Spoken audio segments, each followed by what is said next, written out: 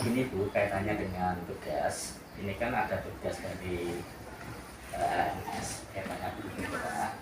Ini kan tugasnya kaitannya dengan melibatkan guru, seminar. Ya, modelnya seperti itu. Nah itu bagaimana menurut? Ya dilakukan aja. Cuma gini, jenengan punya ide apa? Nanti saya sambungkan. Kalau saya gini Bu, kaitannya kan dengan materinya kan tentang restitusi, disiplin positif, ya budaya positif kan. Budaya positif, lah itu kan kaitannya dengan disiplin penghargaan, hukuman, motivasi. Yang pegawai untuk guru. Iya, guru dan murid. Guru dan murid. Iya. Oh, guru dan murid. Guru dan murid. Nah itu kami di tugas itu waktunya sekitar minimal 60 menit sampai 120 menit, itu kan di video. Videonya juga iya. Oh, proses video yang dikirimkan ya 60 menit. Iya, sampai 120 menit. Ya, ada penilaiannya sih. Kalau 60 sampai 120 kategori baik, sangat baik. Oh gitu. Iya. Minimal 60 menit. Iya, harapan saya ya 60 menit minimal. 60 menit harus saja. Enggak jam harus ditolak. Iya. Nah itu saya mempunyai gagasannya kaitannya melibatkan guru ini yang STP 2. Oh, tidak semua guru. Kalau bisa semua guru malahan lebih bagus, saya malah setuju aja. Kaitannya dengan budaya sekolah kan memang harus diimbaskan. Lalu kalau tidak pun kami minta minimal 10 guru. 10 guru nanti kami butuhnya secepatnya, soalnya masalahnya hari Kamis itu sudah kirim tugas. Iya, kami kan perlu ngaji. Tetangga. Kalau kadang kan ada Ya udah siap materinya. Materi insya Allah.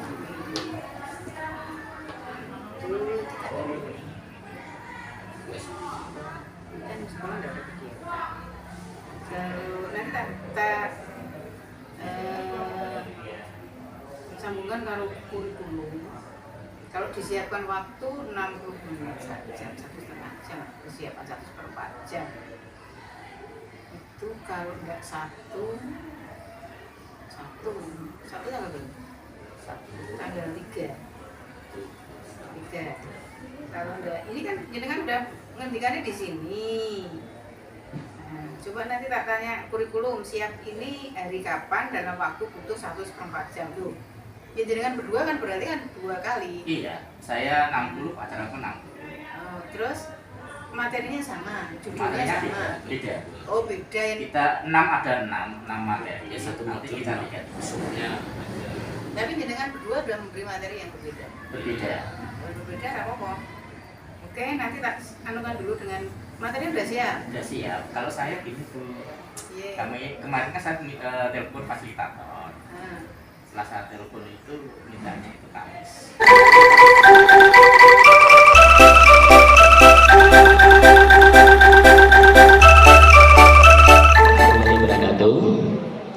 Dan salam sejahtera.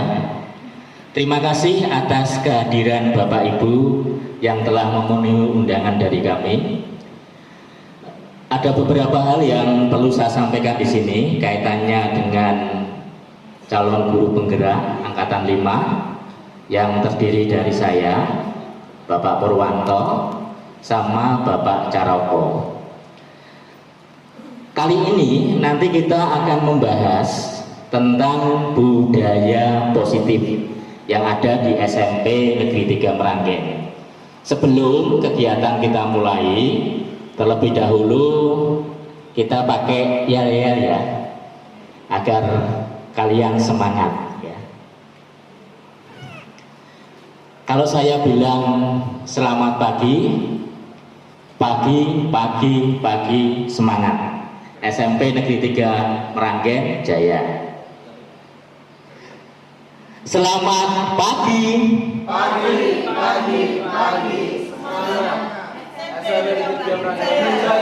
SMP Negeri 3 Meranggen Jaya. Terima kasih yang telah semangat mengikuti kegiatan pada pagi hari ini. Selanjutnya untuk melatih konsentrasi Bapak Ibu, saya akan pakai tepuk ya. Kalau saya bilang merah, tepuknya sekali. Kalau saya bilang kuning, tepuknya 2 kali. Kalau saya bilang hijau, tepuknya 3 kali. Kalau saya bilang orange, jadi posisinya diam. Paham ya Bapak Ibu? Apa saya ulang? Ulang.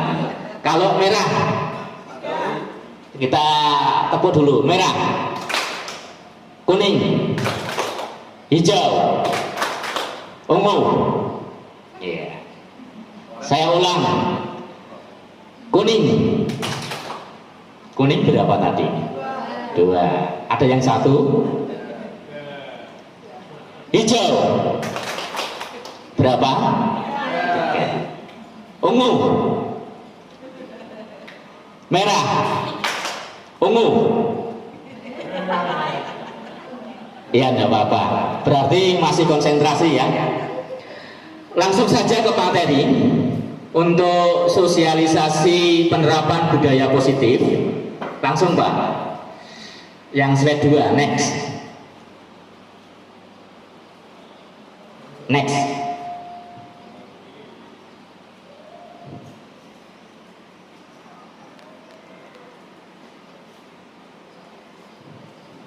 Ya, bisa dilihat di sini, ini foto kaitannya kegiatan-kegiatan yang ada di SMP Negeri 3 Meranggen. Ini yang saya tampilkan kegiatan pada waktu kita masuk kelas. Bisa dilihat untuk yang pertama di sini, ini yang pertama. Ini kira-kira Bapak Ibu sudah menerapkan belum?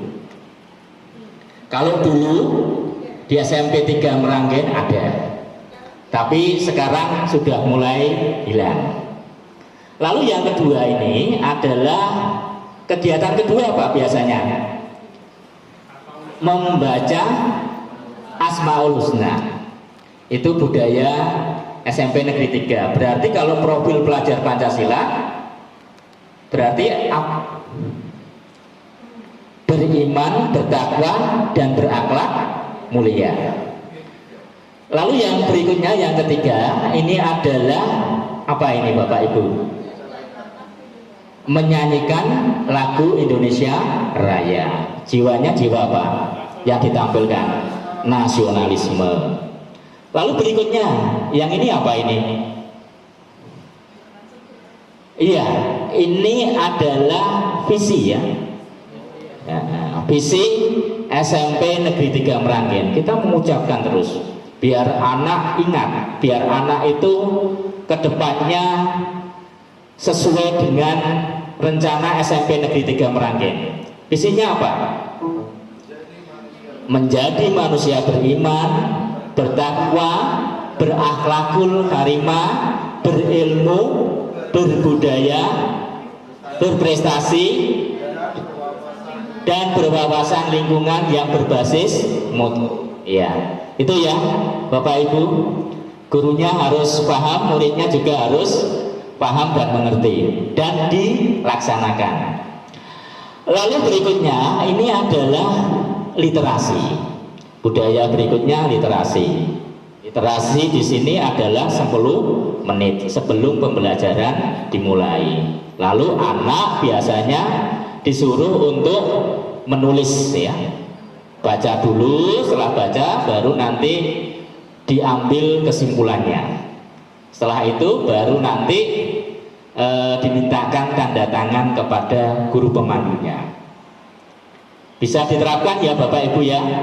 Ini kita terapkan terus menerus. Ini kebiasaan yang tujuannya adalah penguatan karakter. Lalu berikutnya ini ada pertanyaan pemantik. Ini ada 3 ya. 1. hukuman dapat mendisiplinkan anak. Kira-kira bagaimana menurut pendapat Bapak Ibu?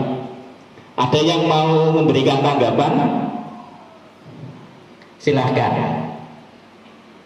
Ada yang mau memberikan tanggapan? Oh iya, silahkan Ibu Musriah.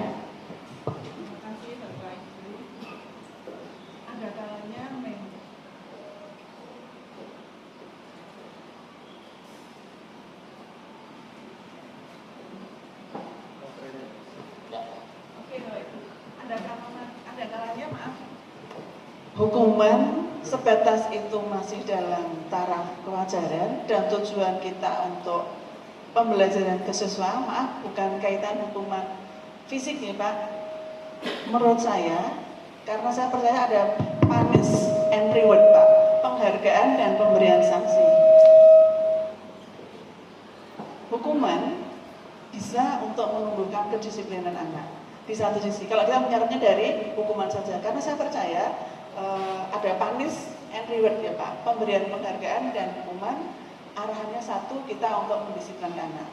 Tapi begitunya kalau anak itu sudah baik, kita juga perlu memberikan penghargaan. Jadi anak melihat itu kalau dia baik dapat penghargaan, kalau dia melakukan pelanggaran ada hukuman. Itu menurut saya juga masih dapat diterima selagi masih dalam konteks-konteks yang kenormalan, kewajaran, dan hukuman itu tidak berkaitan dengan fisik, tapi berkaitan untuk pendidikan ke anak. Terima kasih Pak.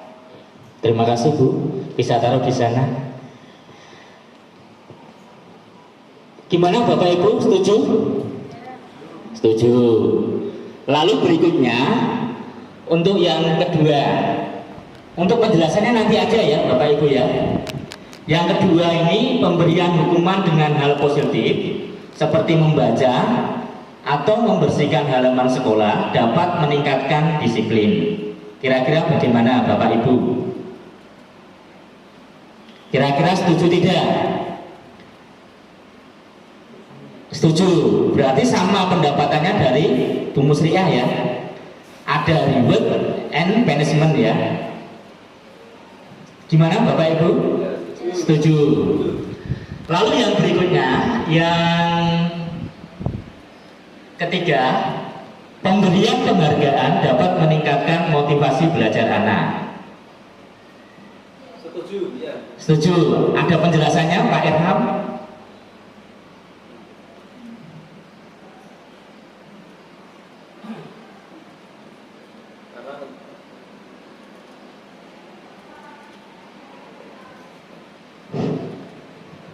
Karena untuk memberi motivasi anak dengan memberi penghargaan itu sangat berarti untuk anak juga. Itu ya. Terima kasih Pak Irham telah memberikan masukan. Lanjut aja Pak, untuk penjelasannya nanti Pak. Lalu berikutnya di sini materi yang kami sampaikan, saya dengan Pak Caroko, nanti ada 6. Yang pertama adalah disiplin positif dan nilai-nilai kebajikan universal. Yang kedua teori motivasi, hukuman dan penghargaan, restitusi. Yang ketiga keyakinan kelas. Yang keempat kebutuhan dasar manusia dan dunia berkualitas. Yang kelima 5 posisi kontrol. Yang keenam segitiga restitusi. Untuk saya nanti menjelaskan 1, 2, dan 3. Untuk selanjutnya yang 4 sampai 6 nanti adalah Pak Caroko. Lanjut Pak.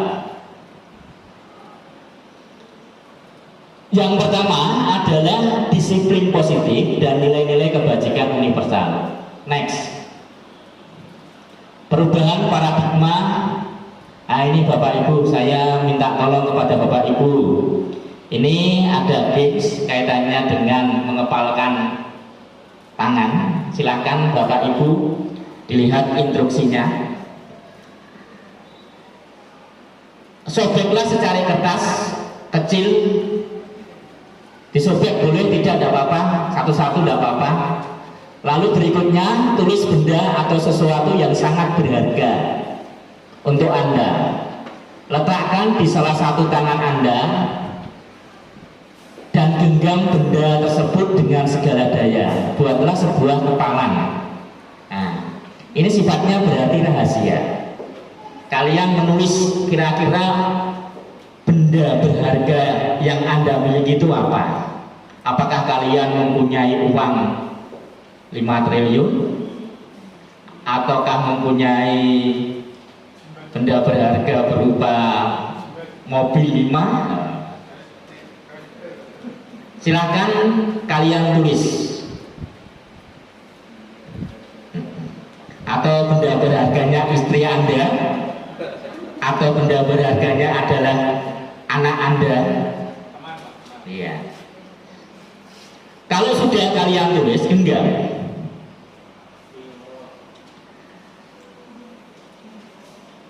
Di sini saya berikan contoh 2 orang ya, 2 orang saja. Di sini adalah yang depan, Bu Musriah sama Pak Krida. Coba Bu Mus menuliskan salah satu benda yang berharga. Iya. Benda ya, bukan manusia. Maaf, tadi ada manusia. Itu hanya humor aja ya. Mungkin dalam pembelajaran Bapak Ibu juga perlu menerapkan humor terhadap anak, biar anak tidak jenuh ya.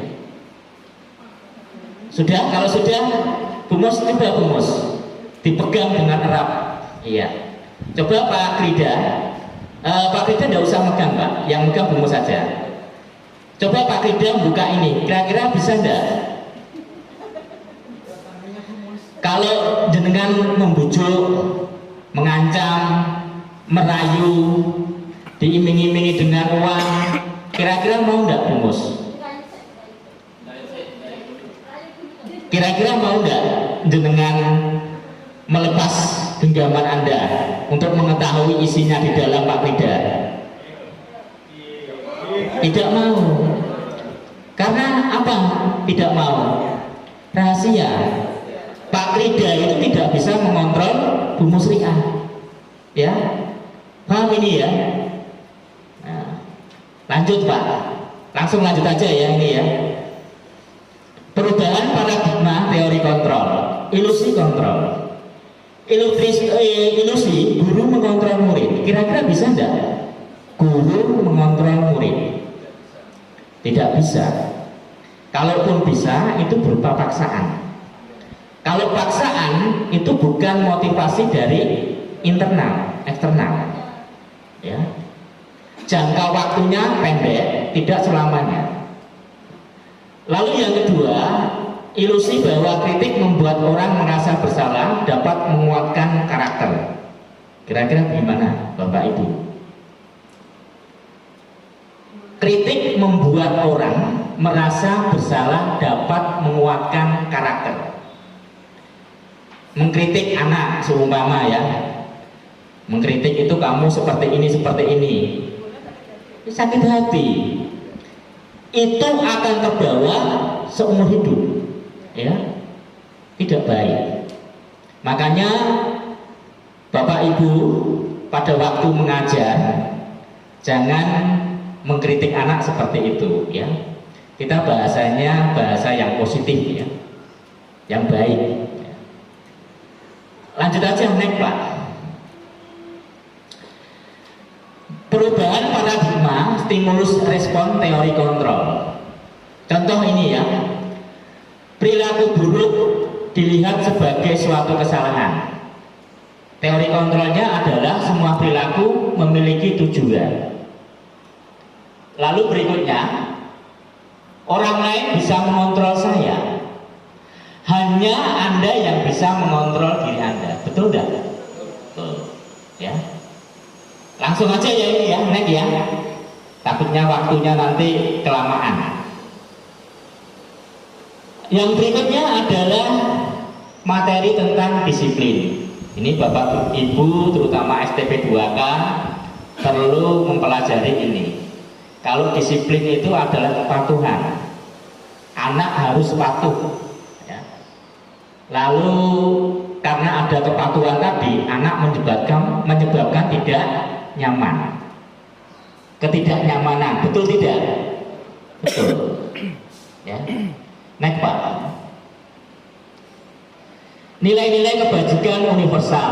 Nah ini yang di sekolah kita adalah nilai-nilai kebajikannya profil pelajar Pancasila. Kalau dulu K13 itu nilainya adalah sikap, baik sikap spiritual maupun sosial. Sebenarnya hampir sama. Kalau yang sikap spiritual itu yang beriman, bertakwa, berakhlak karimah, sama sebenarnya. Lalu berikutnya ada nilai mandiri, bernalar kritis, kebinekaan global, bergotong royong, kreatif. Kira-kira Bapak Ibu sanggup enggak merubah karakter profil pelajar Pancasila anak? Sanggup, tapi perlu proses. Lanjut Pak. Next. Teori motivasi, hukuman, penghargaan, restitusi. Ini tadi yang diungkapkan oleh Bu Musriah ya. Lanjut Pak. Teori motivasi perilaku manusia. Ada 3 nih Bapak Ibu. Yang pertama untuk menghindari ketidaknyamanan atau hukuman. Ini motivasinya eksternal. Berarti yang diungkapkan Bu Mus kira-kira tepat tidak? Kurang tepat. Biasanya kita itu menghukum anak itu ada hukuman fisik dan verbal. Kalau fisik itu anak suruh mengitari lapangan di depan itu. Atau yang kedua, kalau yang verbal itu kaitannya dengan ya kata-kata yang tidak pantas, tidak enak. Saya teringat dulu ya, guru saya itu pernah ngomong yang tidak baik ke saya. Sampai sekarang pun masih teringat di memori saya. Ternyata itu saya bawa sampai sekarang, sampai umur saya menginjak 44 tahun, ya, sudah lama. Lalu yang kedua, untuk mendapatkan imbalan dari orang lain. Nah, ini yang kedua. Ini juga kurang tepat karena masih eksternal. Mendapatkan reward punishment. Saya juga mikirnya dulu seperti itu Bapak Ibu. Pada waktu saya mengajar, pada waktu saya buat PTK, karya tulis untuk pengajuan angka kredit kenaikan pangkat, ternyata saya juga menerapkan seperti itu. Ternyata tidak betul. Saya memberikan anak itu berupa hadiah dulu, berupa duskrip, berupa bolpen, buku, kelompok yang maju terlebih dahulu. Kenapa salah? Karena sifatnya sementara. Karena hanya eksternal yang muncul, internalnya tidak muncul. Kesadaran anak tidak muncul. Kenapa kok Finlandia, negara Finlandia di Eropa sana, pendidikannya nomor 1 dibandingkan dengan Indonesia? Karena di Finlandia kesadarannya itu sudah mulai meningkat. Luar biasa sana itu. Tidak perlu disuruh, tidak perlu kita memberikan penghargaan. Saya sudah sadar sendiri. Kalau orang Jepang itu pendidikannya mandiri sama. Anak-anak itu sudah terbiasa kecil-kecil itu berangkat ke sekolah sendiri, tidak diantarkan orang tua. Kalau di SMP 3 Merangkin kan orang tua menjemput, wali kelas siap-siap di WA, kapan pulangnya Pak? Ya, nah ini tidak mandiri anak kita, beda dengan Jepang. Ya. Lalu yang berikutnya, kembali lagi Pak, belum Pak, masih 2 tadi. Yang ketiga, ini yang paling cocok kita terapkan. Ya. Yang ketiga ini untuk menghargai diri sendiri. Ini adalah motivasi dari dalam, intrinsik. Contoh gini, Bapak Ibu ini ya, ke sekolah kalau datang lebih awal, tujuannya apa? Datang lebih awal, pinter. Tujuannya apa itu? Apakah kalian Bapak Ibu takut dimarahi kepala sekolah? sebagai pimpinan, ataukah yang ya tanggung jawab, atau mungkin Pak Irham sudah memahami, oh tanggung jawab saya. Berarti dia menghargai dirinya sendiri. Dia sebagai role model, sebagai contoh terhadap temannya maupun terhadap siswa. Cocok Pak Irham nanti bisa mengikuti jejak dari Pak Caroko sebagai guru penggerak, ya. Yang berikutnya Pak, lanjut. Nah ini siapa ini Bapak Ibu? Iya, Ki Hajar Dewantara. Ki Hajar Dewantara itu menerapkan merdeka. Sebenarnya Bapak Ki Hajar Dewantara ini tujuannya baik. Ternyata itu kita terhadap siswa sebagai guru itu menuntun siswa sesuai dengan kodrat alam dan kodrat jat. Lalu berikutnya disesuaikan dengan bakat minat siswa. Ya. Sekarang kan anak eranya generasi apa ini? Z, ya. IT, iya. Berarti kita harus menyesuaikan. Beda dengan dulu ya. Kalau dulu zamannya saya itu dulu ya, kalau gurunya ngajar itu ya biasa aja, modelnya ceramah. Kalau sekarang kita harus kreatif, inovatif dan inspiratif terhadap anak. Ya. Next Pak. Apa itu restitusi? Nah, restitusi ini proses menciptakan kondisi bagi murid untuk memperbaiki kesalahan mereka. Berarti anak sendiri yang mencari solusi. Kita tanya, jangan menjatuhkan anak. Kita tanya dari hati ke hati, ya. Proses, tidak langsung memberikan hukuman. Ya. Next Pak. Nah, ciri-cirinya restitusi seperti ini Bapak Ibu. Bukan untuk menebus kesalahan, namun untuk belajar dari kesalahan, memperbaiki hubungan. Tawaran bukan paksaan.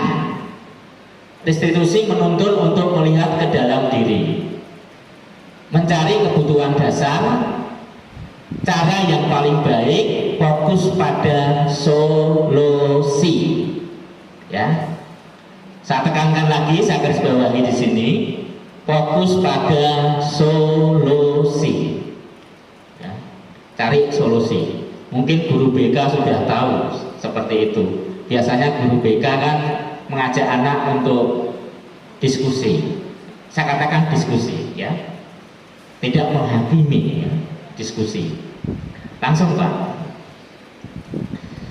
Contoh segitiga restitusi ya, bisa ditampilkan Pak Caroko. Diklik aja Pak.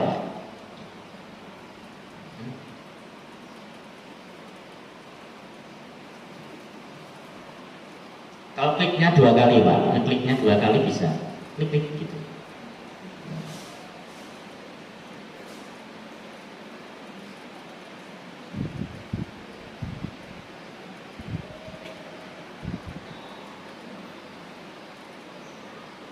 Klik langsung enggak apa-apa, 2 kali. Ya, iya, nanti muncul. Ya, sambil nunggu videonya berjalan, saya minta Bapak Ibu untuk berdiri sejenak.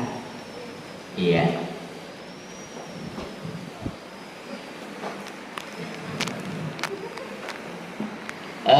Ini ya, ikuti instruksi saya. Tangannya ke kanan, digerak-gerakkan.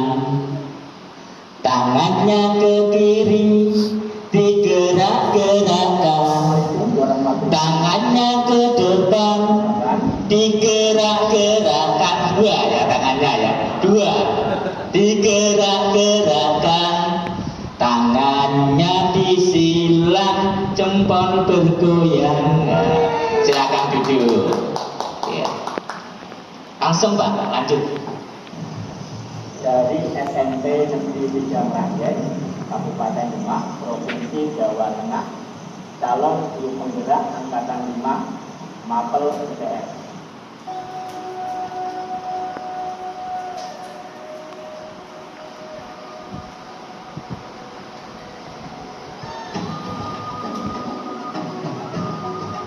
Bapak Ibu, ini tugas saya kemarin. Saya tampilkan lagi aja.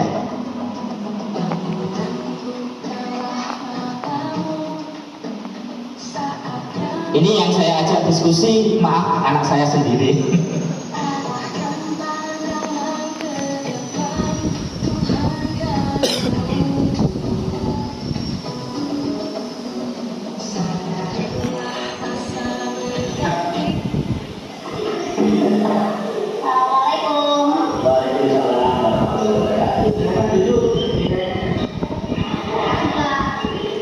Kamu tahu nggak saya suruh datang ke sini? Ini pasti tentang Nike ya Pak? Iya itu tentang Nike, tapi ada laporan kok Nike menangis. Nah, kenapa kok Nike bisa menangis? Tadi saya memang nggak sengaja ngajak ke junjung gitu Pak. Tapi Nike-nya aja yang baperan. Oh iya betul, usia kamu itu memang kalau bercanda boleh karena untuk bersosialisasi, berkomunikasi dengan teman. Tapi kalau bisa bercandanya jangan fisik ya. Kadang-kadang orang itu bisa tersinggung. Lalu berikutnya kamu tahu nggak keyakinan sekolah berkaitan dengan peraturan? Salah satunya apa? Tidak boleh bersama. Mengajak atau membuli teman. Lalu solusinya gimana ini? Ya pasti setelah ini kalau ini saya akan minta maaf ke Pak. Oh ya baik, saya apresiasi kamu sudah mau minta maaf dengan itu. Ya terima kasih Pak. Oh iya, ya kamu boleh terima. Terima kasih ya Pak. Ya. Assalamualaikum. Waalaikumsalam.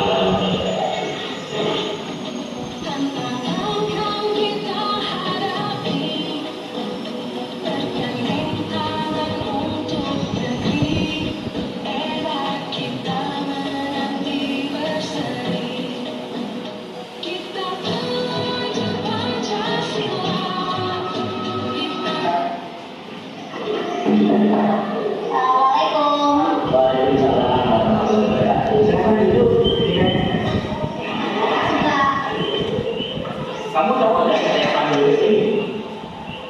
Tahu Pak. Ini pasti tentang kelompok itu ya Pak. Ya, tapi saya amati kamu pada waktu kerja kelompok, kamu tidak mengerjakan. Selain itu kamu juga mengganggu semangat dari kita. Lah, kamu tahu nggak keyakinan kelas yang kita sudah buat? Tahu Pak. Salah satunya apa? Tidak boleh saat pembelajaran dengan cara berbahasa. Oh iya, betul. Salah satunya sabunnya ya. Sekarang solusinya gimana ini? Supaya kamu bisa mengerjakan tugas dengan baik dan tidak mengganggu teman. Saya akan mengatur teman kelompok saya untuk membantu saya membesarkan tugas kelompoknya dan minta maksud anggota karena saya tidak mau berbuka. Iya. Dan berdasarkan dengan baik ya. Saya insya Allah. Terima kasih sudah kesini untuk membantu Bapak menyelesaikan masalahnya. Sekarang kamu boleh pulang. Baik Pak, terima kasih Pak Presidennya. Ya. Assalamualaikum. Waalaikumsalam warahmatullahi wabarakatuh. Nama saya Kena Karen Putri dari kelas 7J. Saya senang apa yang dilakukan oleh Pak Pur. Meski saya mengajari ke, tapi Pak Pur tidak menghukum saya. Assalamualaikum warahmatullahi wabarakatuh. Assalamualaikum warahmatullahi wabarakatuh. Nama saya Kena Karen Putri dari Cepatkan tadi ya. Lanjut ya Bapak Ibu ya. Seperti itu Bapak Ibu. Itu solusinya seperti itu. Yang pertama itu anak dibawa dulu ke hal-hal yang positif dulu, lalu berikutnya dicari permasalahannya, lalu yang terakhir dicari solusinya. Lanjut Pak. Sekarang keyakinan kelas Bapak Ibu. Lanjut Pak. Keyakinan kelas ini kayak keyakinan kelas atau kontrak belajar. Kira-kira diterapkan tidak Bapak Ibu? Biasanya diterapkan pada awal semester, ya. Lah tujuannya apa ini? Nah ini bisa contohnya seperti ini Bapak Ibu. Biar menarik, saya buat seperti ini. Anak semuanya saya libatkan. Dari satu kelas jumlah siswa 32, semuanya menempelkan kertas di papan tulis. Ya. Lalu berikutnya yang kedua, ini anak saya suruh 2 orang untuk mengidentifikasi yang ditulis anak tadi, mana yang sama, mana yang beda. Lalu berikutnya yang ketiga, di sini anak saya suruh menuliskan. Kalau menuliskan tidak perlu yang banyak-banyak. Kalau terlalu banyak nanti tidak diingat anak. Cukup maksimal 5 saja, ya. Lalu yang terakhir ini penguatan aja Bapak Ibu. Kita tulis, lalu biasanya saya tulis di kertas, saya tempelkan di kelas-kelas, ya. Lanjut Pak. Seperti ini videonya. Style kira-kira. Style lagi, ya. Dihidupkan lagi Pak. Ini Pak. Ya, titik 2 kali aja. Klik. Maaf ya Bapak Ibu, ini belum saya edit apa adanya. Jadi anak rame ya, biarkan seperti itu. Ya. Gede kan loh.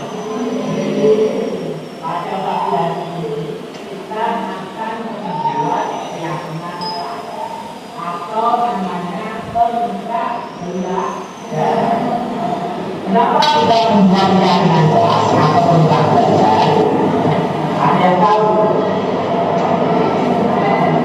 Untuk tempat duduk diusahakan disetting seperti itu ya Bapak Ibu ya. Letter U bisa, L bisa, atau lurus bisa ya.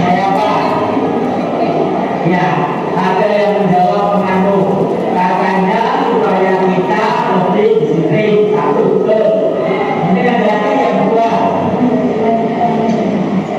Supaya tidak rame atau gaduh. Dicepatkan ya, nggak apa-apa ya. Cepatkan Pak. Ini masalahnya 24 jam, 24 menit.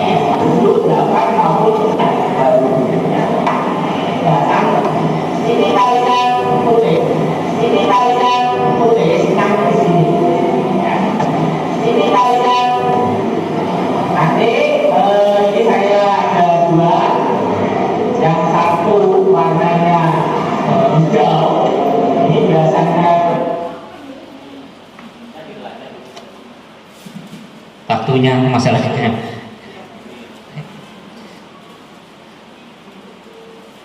Lanjut Pak.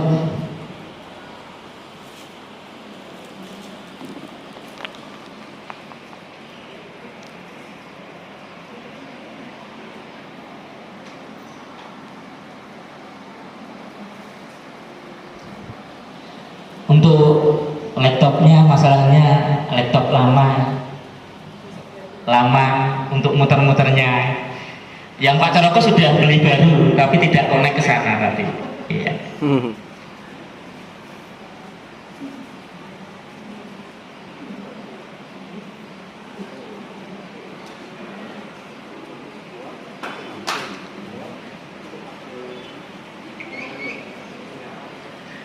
Untuk keyakinan kelas ini Bapak Ibu,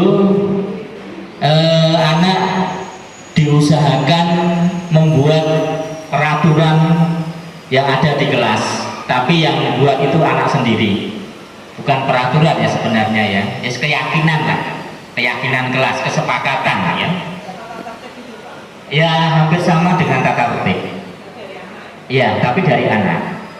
Beda dengan tata tertib yang ada di sekolah. Kalau tata tertib sekolah itu kan sifatnya universal. Sebenarnya untuk memperkuat itu perlu adanya keyakinan kelas. Ya. Lanjut lagi ke sini ya Bapak Ibu. Mengapa tidak perlu peraturan saja? Mengapa harus keyakinan? Ini bisa dilihat. Mengapa kita memiliki peraturan harus menggunakan helm bila mengendarai kendaraan roda 2? Ini termasuk apa ini? Peraturan atau keyakinan? Peraturan, ya. Tapi kita yakini ya. Mengapa kita memiliki peraturan 3M? Menggunakan masker, mencuci tangan, menjaga jarak 1,5 meter. Mengapa memiliki peraturan datang tepat waktu pada saat mengikuti pelatihan? Nah, ini termasuk motivasi intrinsik yang muncul dari diri kita sendiri. Kenapa Bapak Ibu datang ke sini? Karena diundang, ya. Yang undang adalah Pak Jack, Pak Caroko, ya. Lanjut, Pak. Ini ya bisa dilihat seperti ini. Budaya positif ini posisinya berada di luar karena cakupannya paling luar. Nanti baru berikutnya lingkungan positif, keyakinan kelas, baru peraturan kelas. Peraturan kelas itu berarti yang khusus, lebih ke khususnya.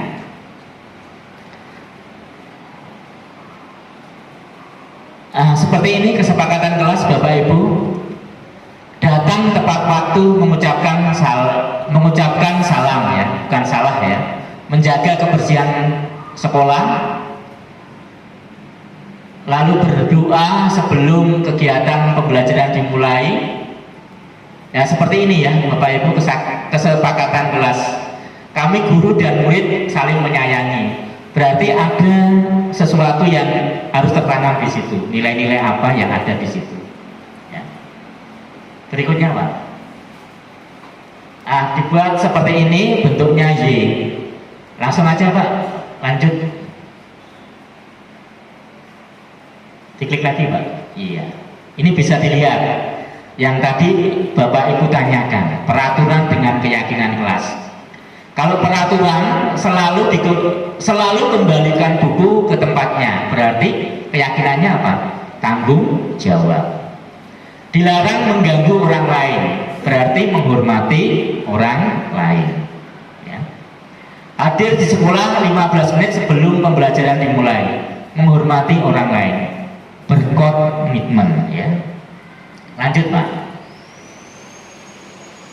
Nah ini penambahan materi, penghargaan semula 5 unsur menjadi 8 unsur. Yang pertama, pengaruh jangka pendek dan jangka panjang. Tadi bisa dipahami ya, jangka panjang, jangka pendek tadi ya, pengaruhnya ya. Lalu penghargaan menghukum. Penghargaan mengurangi ketepatan. Penghargaan tidak efektif. Penghargaan merusak hubungan ya. Kayak di sekolah kita dapat penghargaan ribut, biasanya jadi pembicaraan ya. Yang dapat ribut biasanya dibully malahan. Ya. Kira-kira bagaimana Bapak Ibu? Kalau antara ribet berupa prestasi dengan ribet secara mendadak beda ya, beda ya. Iya.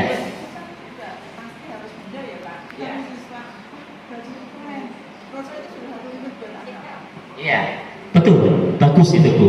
Itu termasuk tadi memberikan ribet juga, tidak berupa benda atau uang. Kalau berupa uang atau benda, biasanya nanti satu.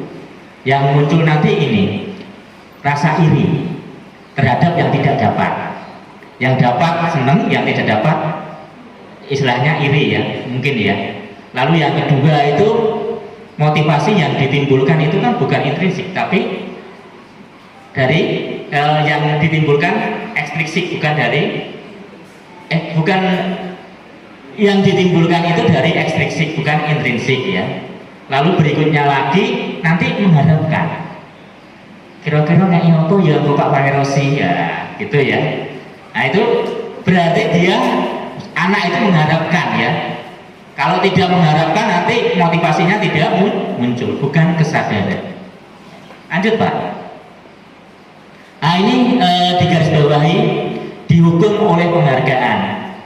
Penghargaan menurunkan kualitas. Penghargaan mematikan kreativitas. Penghargaan mengurangi motivasi intrinsik. Ya, lanjut Pak. Tindakan guru. Nah ini bisa dilihat ini. Mencatat 100 kali di dalam buku kalimat saya tidak akan terlambat lagi karena terlambat ke sekolah. Ini hukuman. Kalau konsekuensinya mengganti kertas tugas teman yang telah dicoret-coret. Lalu lari mengelilingi lapangan 2 kali karena terlambat 10 menit untuk pelajaran PJOK. Konsekuensi karena pelajaran PJOK. Beda ya. Dari sini ada pertanyaan?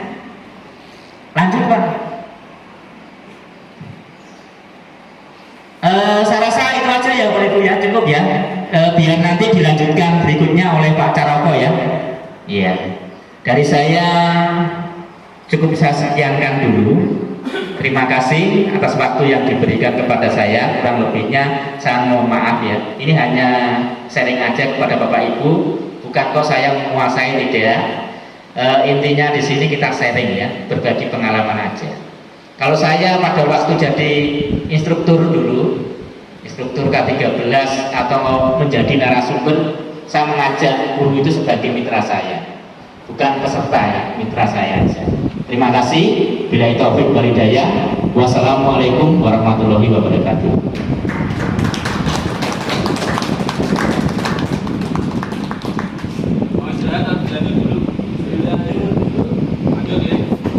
Posisi tempat duduk pindah. Tidak apa-apa, tanya aja sama oleh.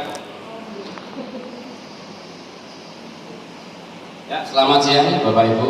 Terima kasih untuk waktunya. Saya betul-betul bersama Pak Pur mengucapkan terima kasih karena kehadiran Bapak Ibu ini bukan semata untuk memberikan apa itu kami yang lebih pandai atau apa, bukan, tapi hanya men-share, mensosialisasikan ilmu yang sudah kami dapat dengan materi budaya positif program guru penggerak kepada teman-teman. Juga sebagai tugas aksi nyata kami kiranya bisa menambah ilmu dan wawasan Bapak Ibu sekalian untuk mendidik anak-anak kita.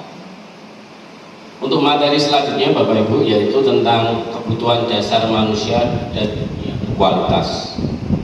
Kita tahu bahwa setiap manusia itu pasti punya kebutuhan yang mendasar.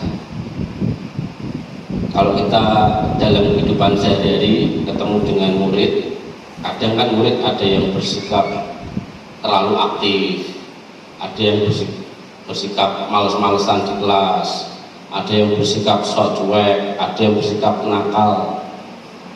Nah, di sini pentingnya teori yang dikembangkan oleh William Glasser ini Bapak Ibu, bahwa kita perlu melihat sebenarnya anak itu sedang menginginkan atau kebutuhan dasar apa yang dia ingin ungkapkan. Nangkap ya. Di sini kita lihat ada 5 kebutuhan dasar menurut William Glasser.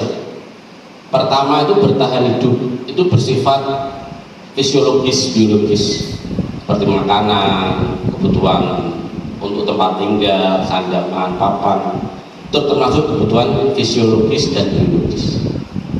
Untuk kebutuhan lain, pertama itu kebutuhan penguasaan Bapak Ibu. Kadang karena ini konteksnya kita dengan anak nih, kadang anak itu perlu pengakuan kompetensi, kepercayaan diri. Kadang kan anak ketika kita di kelas ada anak yang apa itu terlalu aktif, pengen lebih menonjol dari temannya. Nah, dia sedang memerankan kebutuhan ini yang ingin dia capai Bapak Ibu. Kemudian yang kedua, kebutuhan akan kebebasan. Ini kebutuhan atas pilihan, otonomi, dan kemandirian. Kadang-kadang Bapak Ibu kalau di kelas bisa melihat anak-anak yang sulit diatur. Oke. Suruh gini dia malah gitu, suruh gitu dia malah begini. Nah, dia sedang untuk mengungkapkan, mengekspresikan untuk kebutuhan kebebasannya. Yang keempat adalah kesenangan, kebutuhan untuk mencari kesenangan dan bermain. Nah, ini yang sering kita temui Bapak Ibu. Kadang ketika kita mengajar, anak bermain sendiri. Kadang kita ketika memberi tugas, anak keluar kelas. Ada anak yang bermain pesawat-pesawatan ketika di kelas, mencari perhatian. Karena apa? Kebutuhan untuk kesenangannya coba diekspresikan. Yang keempat adalah koneksi sosial. Kebutuhan akan kasih sayang dan rasa diterima. Ini yang sering kadang kita miskonsepsi dengan anak Bapak Ibu. Kadang anak cari perhatian, kadang anak ada yang menyendiri. Ya, mungkin dia butuh kebutuhan akan kasih sayang. Di sini pentingnya kita sebagai guru, sebagai pendidik memahami kebutuhan anak ini Bapak Ibu. Kalau yang kuning tengah itu bersifat fisiologis biologis, tapi yang keempat biru itu bersifat psikis psikologis anak. Jadi kadang kan kita main asal sama ratakan aja. Oh anak kalau gini anak nakal, oh anak seperti anak beling. Padahal mereka mempunyai kebutuhan yang harus mereka capai, dan guru tidak bisa, kadang kan seringnya tidak tahu itu semua, tidak mengerti masa bodoh. Padahal ini kebutuhan anak, dan mereka berusaha mengekspresikan, mereka berusaha mengaktualisasikan kebutuhan mereka dengan sikap-sikap yang kelihatannya bandel, kelihatannya nakal, kelihatannya caper. Lanjut. Ini Bapak Ibu tentang kebutuhan dasar dari Glaser. Ada pertanyaan, nanti kita bisa diskusikan bersama. Ibu guru bilang, aku tidak boleh bersenandung sewaktu mengerjakan tugas. Katanya kelas harus tenang, tidak ada suara. Padahal aku kan suka nyanyi dan senang menyanyi. Menurut Bapak Ibu kebutuhan anak ini apa? Yang bisa jawab, monggo angkat tangan. Monggo Pak. Alasannya juga Pak. Itu mungkin kebutuhan kesenangan karena si anak senang menyanyi dan ingin mengungkapkan perasaannya melalui lagu mungkin. Ya. Itu, Pak. Kebutuhan kesenangan. Ada kan kita ya karena anak kan kadang kebutuhan kesenangannya kurang, mengekspresikan dirinya kurang, sehingga ya dia di kelas nyanyi sendiri, ekspresif gitu ya. Dan itu terkadang perlu kita ubah hal seperti itu menjadi hal positif nanti. Kita lihat berikutnya. Yang kedua, ibu guru tidak menyapaku hari ini, padahal ibu guru tidak menyapaku hari ini, padahal aku pakai jepit rambut baru. Kadang kan anak ada yang seperti itu, pengen diperhatikan. Aku tampil seperti ini, kok bu guru lewat diam aja. Menurut Bapak Ibu, kebutuhan seorang anak dari kasus kedua Pak, monggo angkat tangan. Pak Ferosi mungkin. Pengakuan, ya pengakuan, kemampuan, kompetensinya, dia merasa eksis, wah harusnya cantik, bu dipuji yo. Yang ketiga, aku bosan, masa belajarnya cuma gitu-gitu aja, dengerin ibu guru aja. Ya, ketika dia bosan belajar, hanya dengerin ibu guru saja. Menurut Bapak Ibu ini kebutuhan apa yang anak coba belum terpenuhi? Coba dibek itu ada kebutuhan apa? Bosan dalam belajar, ya bebasan ya, otonomi kemandirian gitu ya. Terima kasih. Lanjut Pak. Aku sebel gambarku tidak rapi, malah ibu guru nunjukin ke teman-temanku di depan kelas. Nah, ada berperilaku seperti itu gitu terhadap anak-anak didik kita ya. Sudah gambarnya jelek, ditunjukkan ke teman-teman sekelasnya. dia merasa malu, ya, koneksi sosial, kebutuhan kasih sayang rasa diterima. Kalau kita setidaknya mengenal apa ini kebutuhan anak, kita tidak akan menyamaratakan bahwa anak itu, oh ini anak ini, oh ini anak. Terima kasih. Lanjut Pak. Ya. Ini ada kata-kata menarik dari Glaser, Bapak Ibu. Jika kita dapat mengidentifikasi kebutuhan apa yang mendorong perilaku anak, maka perubahan perilaku positif dapat dimulai dengan mencari solusi untuk memenuhi kebutuhan tertentu dengan cara yang positif. Jadi ketika anak merasa dia kebutuhan akan kesenangan kurang, kebutuhan akan untuk kasih sayang kurang, kita harus tahu dulu, mengidentifikasi itu dulu. Kemudian kita lanjut ke perubahan positif berdasarkan kebutuhan anak. Terus murid kita juga mempunyai gambaran dunia yang berkualitas. Tentunya sebagai guru kita ingin mereka memasukkan hal-hal yang bermakna dengan nilai-nilai kebajikan yang sangat tinggi ke dalam dunia berkualitas mereka. Bila guru dapat membangun interaksi yang memberdayakan dan memerdekakan murid, maka murid akan meletakkan dirinya sendiri sebagai individu yang positif dalam dunia berkualitas karena mereka menghargai nilai-nilai kebajikan. Disinilah kita melihat sebenarnya anak-anak kita, Bapak Ibu, itu mempunyai dunianya sendiri yang berbeda dengan dunia kita. Terkadang kita seringkali memaksakan dunia kita sebagai dunia orang dewasa kepada dunia mereka. Lanjut, monggo. Materi selanjutnya tentang posisi kontrol. Tadi seperti yang diilustrasikan oleh Pak Pur tentang kontrol teman kita tangan, bahwa orang lain tidak mempunyai kontrol atas diri kita. Sebenarnya yang mempunyai kontrol atas diri kita adalah diri kita sendiri. Mari kita saksikan Bapak Ibu tentang 5 posisi kontrol ya. Saya beri waktu ada sekitar 5 menit nih, 10 menit Pak. Monggo. Ini penting Bapak Ibu, sangat menarik. Saya sangat mendapat pencerahan dari kasus ini, teori ini.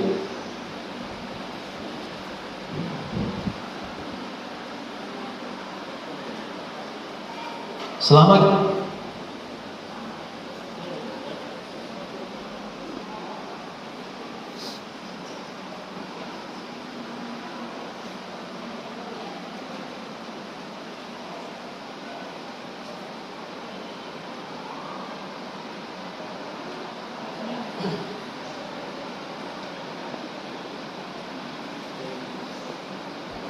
bertanggung jawab bahwa semoga penggambaran 5 dalam penerapan disiplin positif restitusi, salah satu program yang dikembangkan adalah 5 posisi kontrol.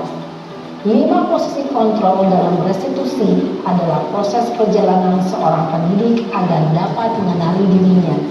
Pada video kali ini, kita akan membahas tentang 5 posisi kontrol yang dikembangkan oleh Diane Dawson dan contoh penerapannya.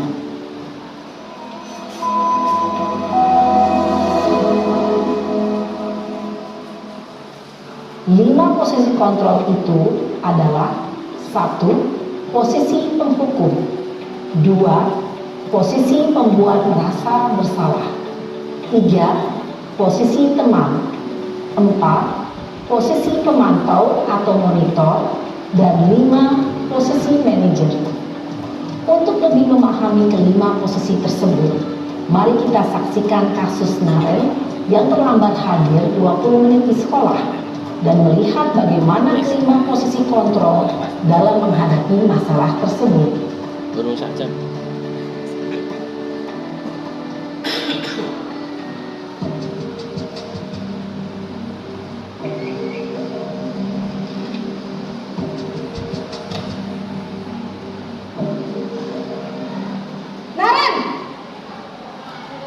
Nanti kita refleksikan, kita seringkali dalam hubungan dengan anak pakai posisi apa juga. Selalu terlambat. Kamu deh, pasti terlambat. Maaf Bu, saya... Apa? Apa coba? Alasan kamu apa lagi?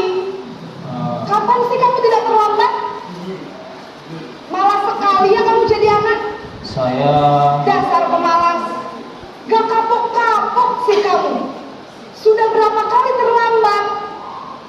Sana, kamu keliling lapangan basket 2 kali. Kenapa saya harus keliling lapangan basket, Bu?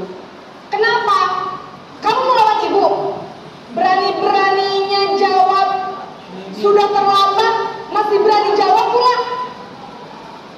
Sekarang, keliling lapangan basket 5 kali sekalian.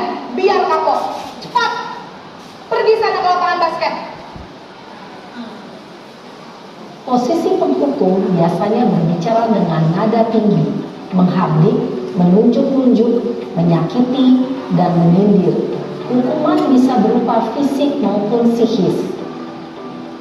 Ibu dan bapak guru hebat. Dampak yang terjadi pada murid ketika guru berada pada posisi penghukum adalah murid cenderung akan memberontak, bahkan menyimpan dendam.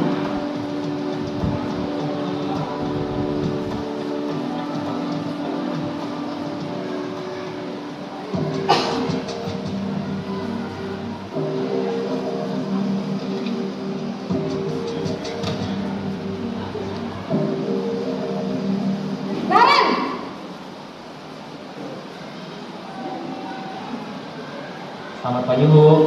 Naren, kamu kenapa terlambat lagi, nak? Ya Tuhan, Naren, kamu senang ya bikin ibu susah ya? Kalau kamu terlambat lagi, nanti ibu yang ditegur bapak kepala sekolah, nak. Disangka ibu tidak bisa membina kamu. Duh, gimana ini? Maaf, Bu. Duh, Gusti Naren, kamu suka ya kalau ibu ditegur bapak kepala sekolah? Terus, sekarang ibu harus tulis apa ini di buku absen? Ini kamu sudah sering terlambat loh. Ibu harus apa coba? Maaf, Bu. Maaf sekali.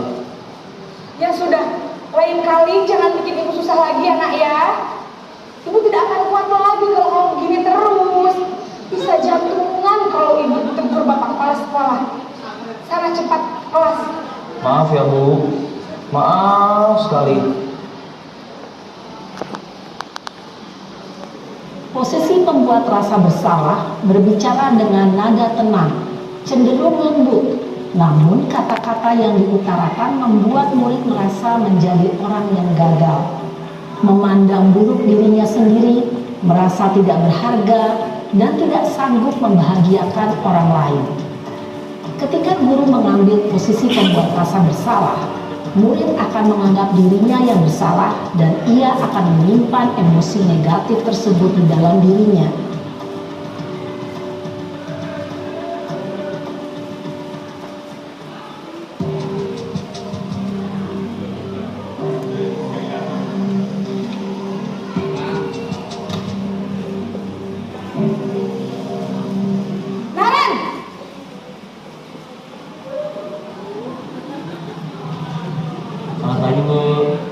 Wah, sudah jam berapa ini, nak? Terlambat lagi ya, sayang? Iya, Bu. Habis ibu saya lupa bangunkan saya, Bu. Kamu malah menyalahkan ibu kamu. Kamu bukannya anak yang larinya paling kencang. Kok terlambat sih? Iya, Bu. Saya memang terlambat bangun tadi. Jadi, biarpun saya lari kencang, tetap gak kekejar, Bu. Ya sudah sana, nanti lain kali larinya lebih kenceng lagi ya, biar gak terlambat lagi. Bikin senang ibu, demi ibu, bisa kan? Bisa lah, Bu. Ya sudah sana masuk kelas, ibu beresin urusan absen kamu. Kamu ini ada-ada saja. Dalam posisi teman, guru berbicara dengan nada suara ramah, akrab, cenderung bersenda gurau untuk menjaga suasana tetap santai. Murid akan merasa senang, aman, dan akrab dengan guru. Identitas yang tercipta adalah identitas sukses atau berhasil. Namun, perlu diingat, karena ini masih dorongan eksternal, maka ada faktor ketergantungan dari murid kepada orang tertentu. Di sini, guru absennya, sehingga di lain waktu, murid bisa berperilaku baik, namun hanya kepada orang-orang tertentu saja.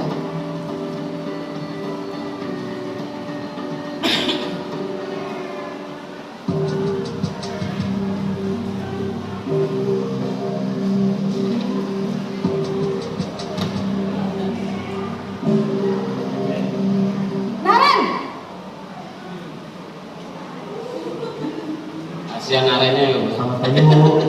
Naren, apa peraturan sekolah kita tentang jam berapa kita harus masuk sekolah, Nak? Kita harus di sekolah jam 7 Bu. Iya betul, sekarang sudah jam 7.20. Naren sudah tahu konsekuensinya jika terlambat hadir. Paham Bu, saya harus tinggal kelas pas jam istirahat selama 20 menit. Iya benar, konsekuensinya demikian. Jadi nanti jam 9.30 pas istirahat, kamu harus tinggal di kelas, kerjakan tugas tambahan untuk ketertinggalan kamu, ya? Baik Bu. Posisi pemantau mengandalkan penghitungan atau data untuk mengontrol murid. Guru mengarahkan murid berdasarkan peraturan dan konsekuensi. Seorang pemantau menunjukkan bahasa. Perbedaannya dari 5 posisi kontrol, Bapak Ibu. Apa saja yang pertama Bapak Ibu? 1. Penghukum. 2. Pembuat rasa bersalah. 3. Teman. 4. Monitor atau 5 manajer ya. Menurut Bapak Ibu sekarang seringnya Bapak Ibu pakai posisi kontrol yang mana terhadap anak? Monggo yang sharing saya persilahkan. Monggo siapa?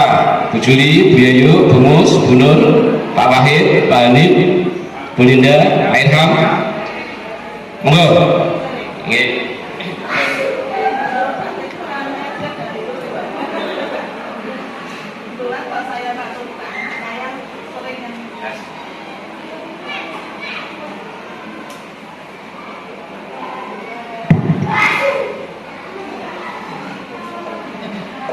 Kadang-kadang kalau saya memang Pak belum sepenuhnya bisa menerapkan 5 posisi itu konstan Pak.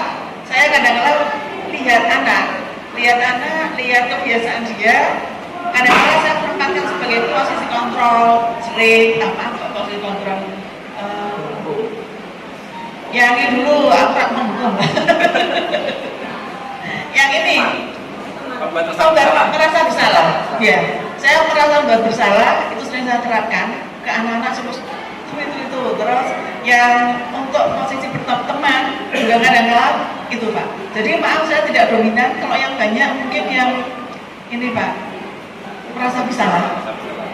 Terima kasih.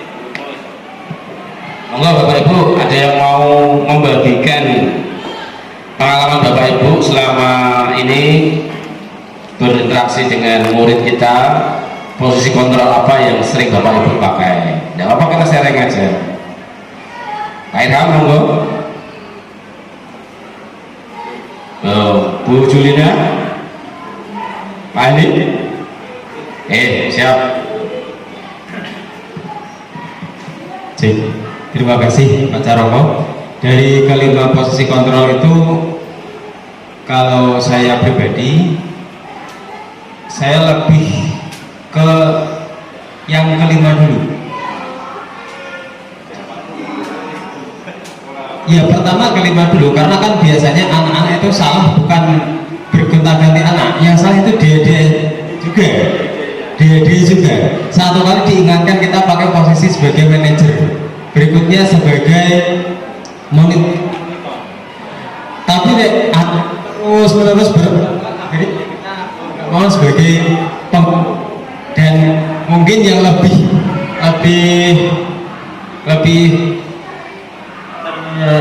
apa ya, yang bisa mengubah sikapnya yang di penghukum itu ya gitu Pak. Ya, monggo. Ya, Bu Julina, siap. Terima kasih. Ya, terima kasih. Kalau menurut pribadi saya yang mungkin pernah saya, ya yang sudah pernah saya lakukan, itu kalau di kelas ya, kalau biasanya di kelas itu kan saya membuat kesepakatan tadi ya, seperti kesepakatan kelas. Nah, kesepakatan kelas tersebut itu sudah langsung sama konsekuensinya.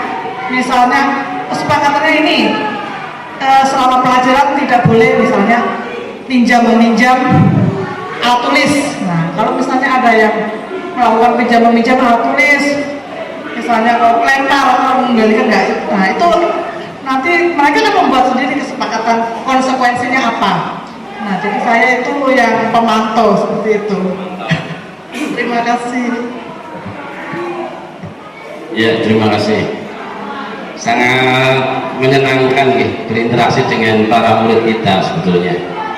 Yang sudah sepuh semakin muda, yang sudah muda semakin sepuh.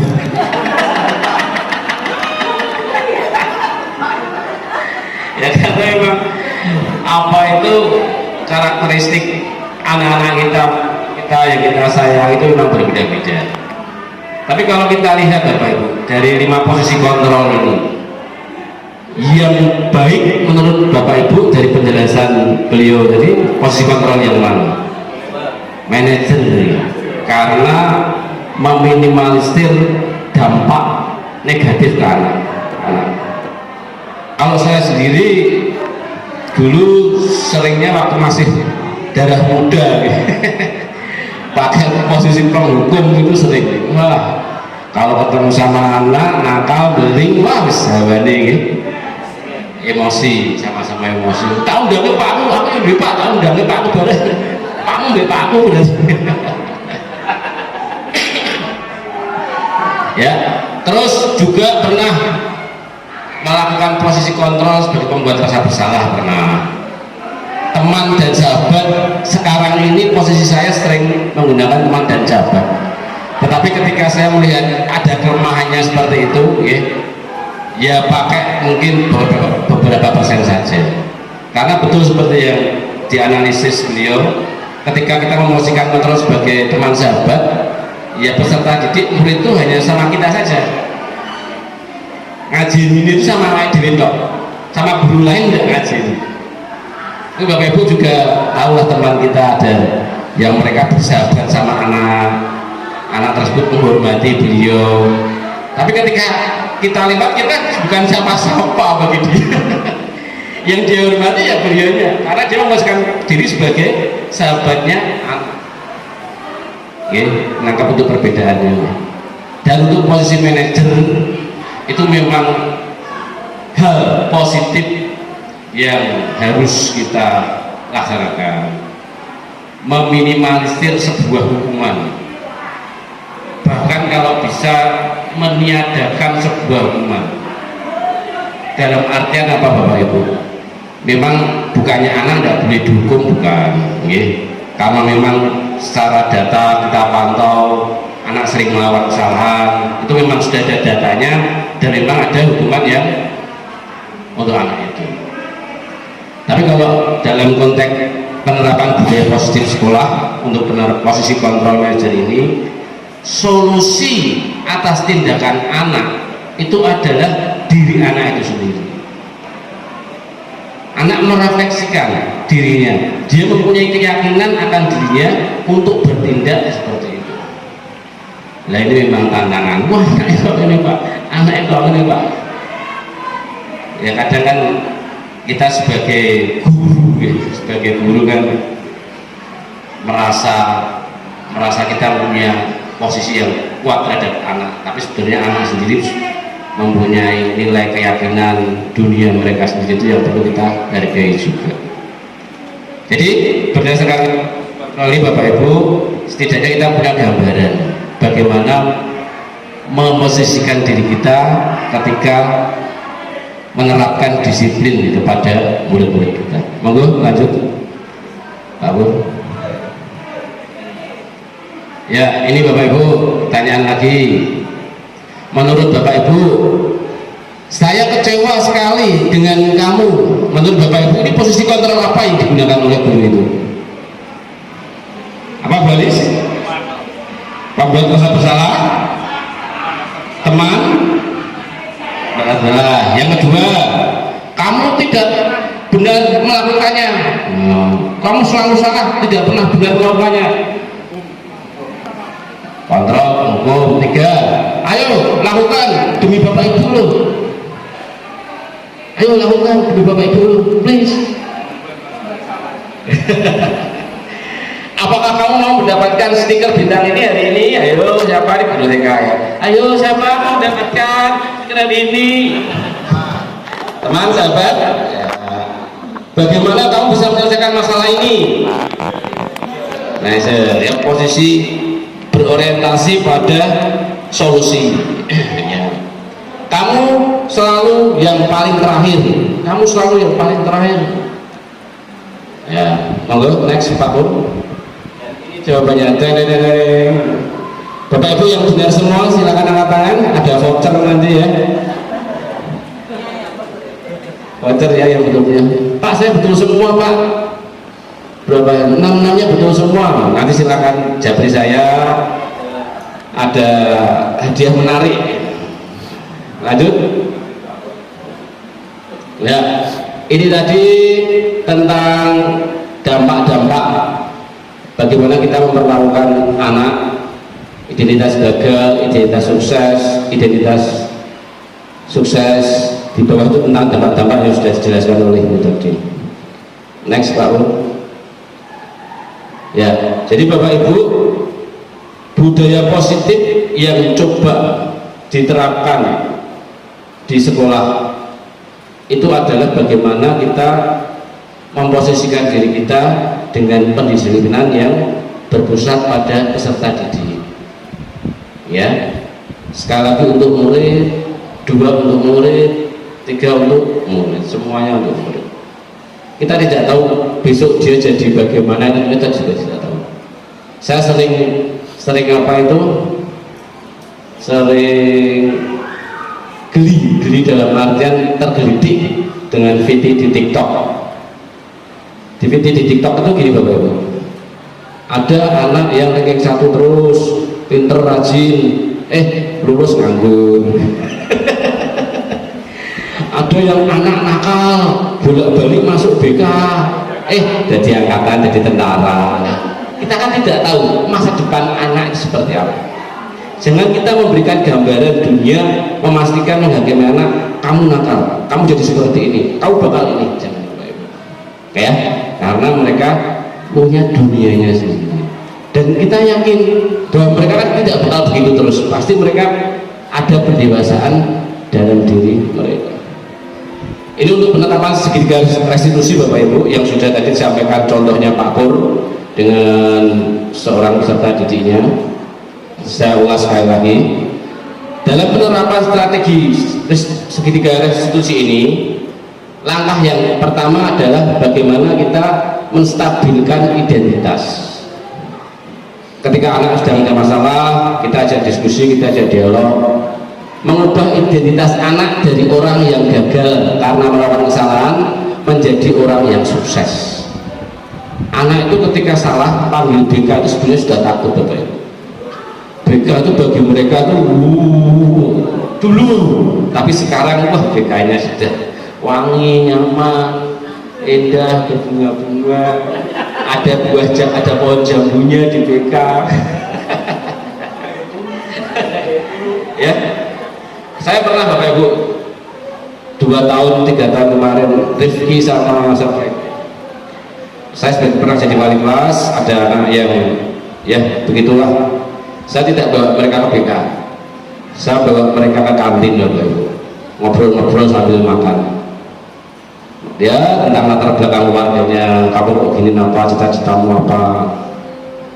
Ketika saya yakin ketika saya sudah ajak ngobrol, makan bareng, dia berubah. Saya yakinnya gitu, wes diomongnya apa bakal berubah. Ya Pak, siapa? Terima kasih Pak. Saya bodoh. Saya nggak tahu. Ya ini namanya gurus itu ya Rifki mas apa itu ya yang Rizky yang rambut rumahnya sini dulu ya. Ya itu yang akhirnya keluar terus kelas berapa itu kayaknya. Kemudian langkah kedua yaitu validasi kebutuhan, validasi tindakan salah.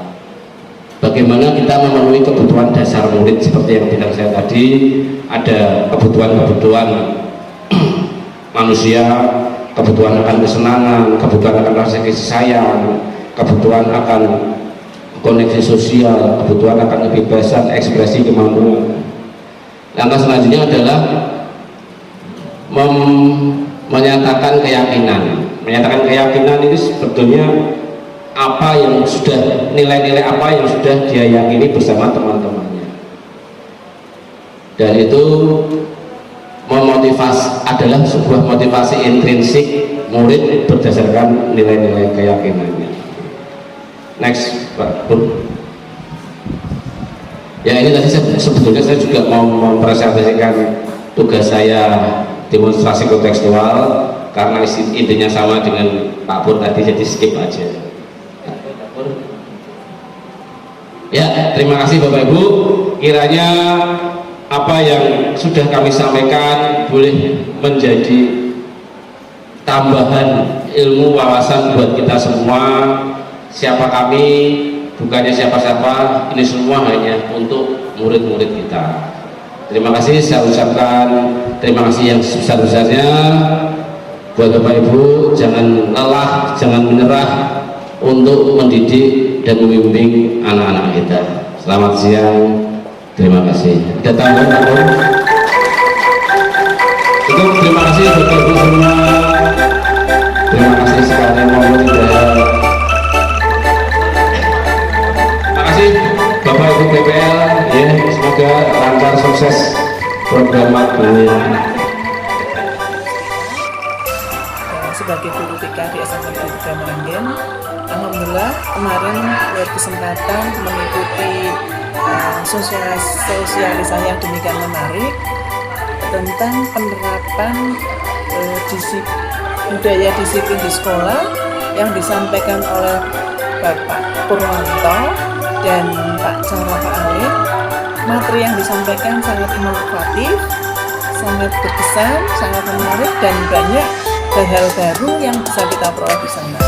Terima kasih, semoga yang sudah kita lihat bersama kemarin dapat kita kembangkan dan kita terapkan di sekolah tercinta SMP Negeri 3 Meranggen. Sukses untuk Pak Pur dan Pak Caraka.